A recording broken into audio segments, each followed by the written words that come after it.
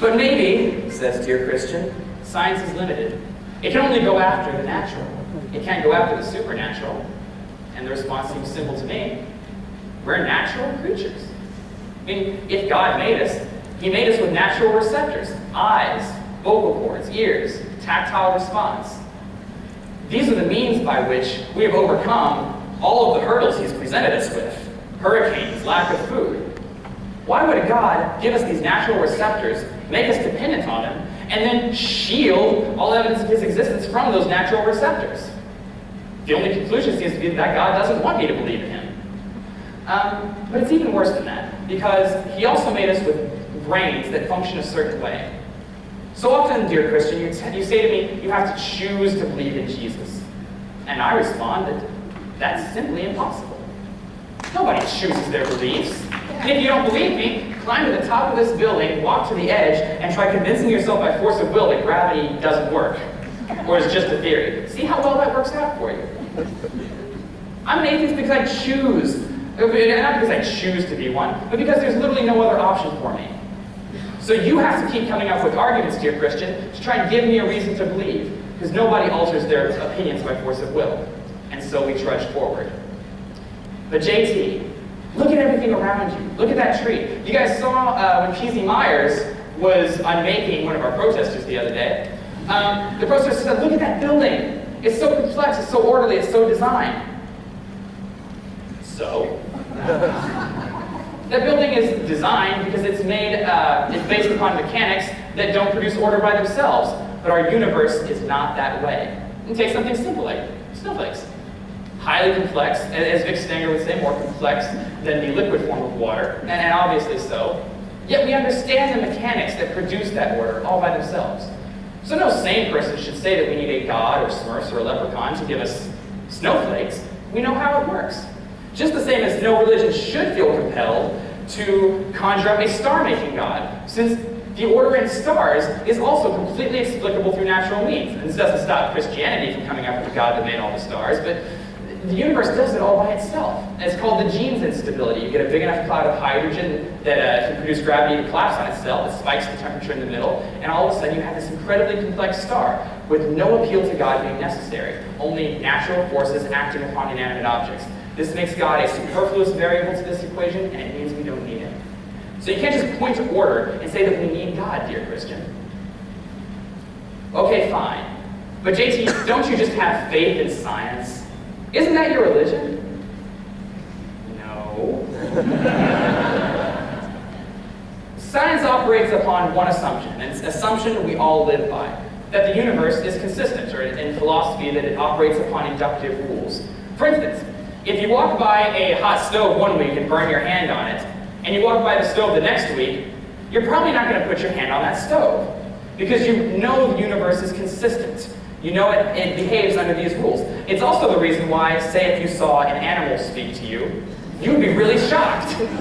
Because the universe just doesn't work this way. It's not consistent. It's also the reason, like after 20 animals spoke to you, you might get used to it. Because the universe is consistent. And that's all that science says. And we can test it. We can throw satellites to the edge of our solar system and hit amazingly small targets. We can confirm this assumption in any number of ways, and once we do that, it really stops being an assumption, and it's nowhere close to being a matter of faith the way Christianity is. But even after all this, even after we've confirmed that science and the Bible are at odds, you, dear Christian, always have a trump card, and that trump card is faith. And you will hide behind it once all other arguments have been exhausted. And this, like everything else in our little discussion, strikes me as particularly weird because I know you see the hollowness of faith in the hands of other religions. What's more, when you give me... Take that, God. when you cite faith to me, my next question to you is always, can you distinguish faith from gullibility for me? And very seldom is the answer anything other than, here's what I believe. But you even see the emptiness of faith in the hands of other religions. Sure, faith can get you to the truth about Christianity, but what about Islam, or Judaism, or all these other faiths that you realize are completely wrong?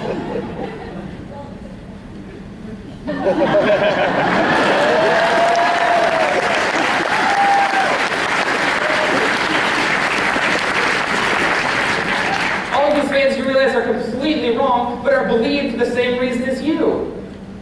In science, when we talk about astronomers, there's a reason why we teach the Earth is round rather than flat. Because facts and reason can separate ideas in terms of credibility from one another. How good does faith do at that? So if you have reasons, give them to me. But faith seems like a very poor means of making that distinction. So why do I so vocally criticize your religion? Even if it's wrong, why do I care? Because most religious people are good people. That's why I care. What is true about morality depends on what is true about the universe. And I'll give you an example of this. Say you're the mayor of a city and someone bursts into your office screaming that there's an earthquake coming tomorrow and we have to evacuate the entire city. This guy's not a scientist. He has no really good reason to believe this. But something you both agree on is that if this earthquake is coming, the moral thing to do is to get everybody out of town. And if the earthquake is not coming, it would be immoral to waste those resources and people's time to get them out of town. Both of you agree on the necessary conclusions. You just disagree on the facts. And so the facts determine everything. And in the case of you, dear Christian, if the God you're presenting me with does exist, I'll wager that most of your moral opinions logically follow. The nub, what changes everything, is whether or not that God exists. This is why being a well-meaning person is not the same as being a good person.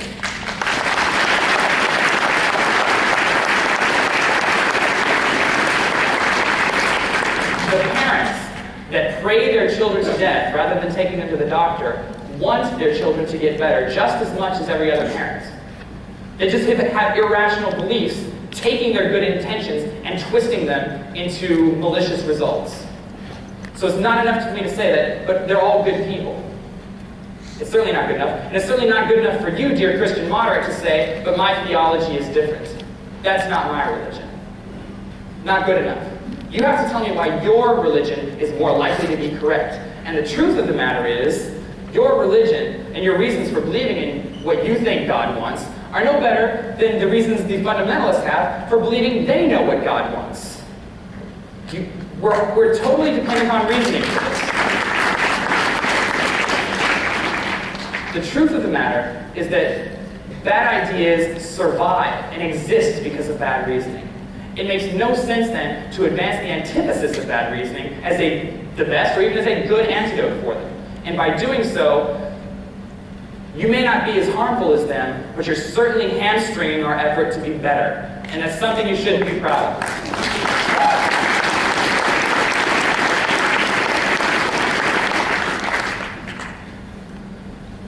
Human being, if God created the world, then he created a world that has presented us with a myriad of challenges and problems. Hurricanes that don't announce their paths. Big animals with teeth and claws that want to eat us. You put them there. How have we conquered them?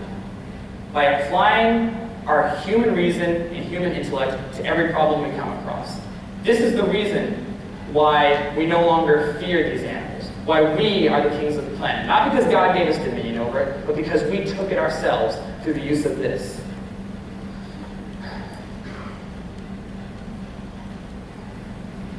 It's also augmented the value of our lives. No longer do families have to toil in the field all day just for the chance of eating that night. And we can now spend more time with our families and with our loved ones. This is the salvation of humanity. Not Jesus, not Christianity, human beings, and human intellect and human reason. This is the salvation of humankind, if anything.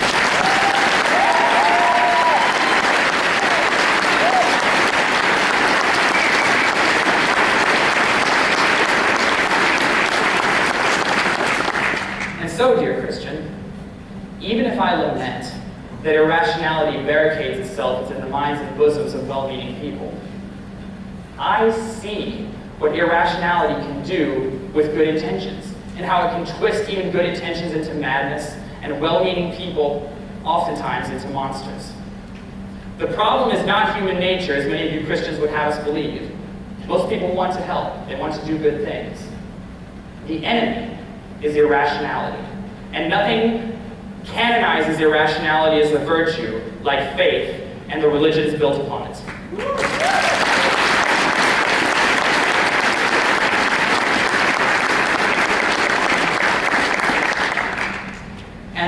Christian is why I continue to assault your cherished beliefs with all of the facts at my disposal.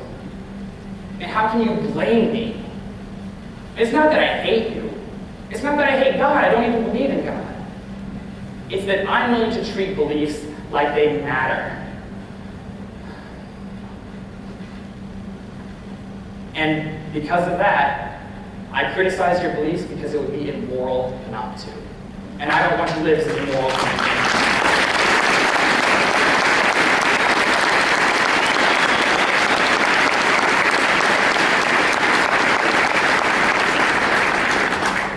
And now I hope our conversations with religious people can continue.